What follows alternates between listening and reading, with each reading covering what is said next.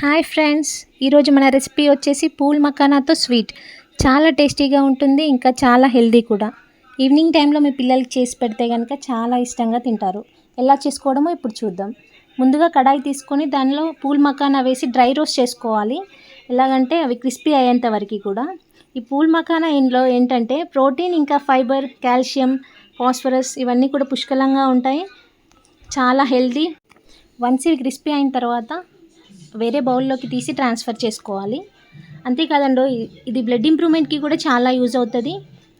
అదే కడాయిలో ఒక కప్ వరకు తురిమిన బెల్లం వేసుకొని కరిగించుకోవాలి. అందులో ఒక చిన్న గ్లాస్తో ఒక హాఫ్ గ్లాస్ వరకు వాటర్ పోసుకొని బెల్లం కరిగించి గట్టిపాకం వచ్చేంత వరకు కూడా బెల్లాన్ని ఉడికించుకోవాలి. ఇందులో కొలెస్ట్రాల్ పర్సెంటేజ్ తక్కువ ఉంటుంది కాబట్టి వెయిట్ లాస్కి కూడా చాలా హెల్ప్ అవుతుంది. ఎవరైతే వెయిట్ లాస్ కావాలనుకుంటున్నారో వాళ్ళు రెగ్యులర్గా తీసుకోవడం చాలా మంచిది.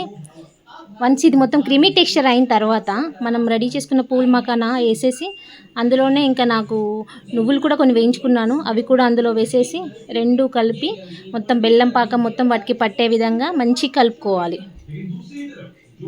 రెగ్యులర్గా ట్రై చేస్తూ ఉండండి. కొంతమంది పిల్లలకి హాట్గా నచ్చకపోవచ్చు పూల్ మకానా అనేది.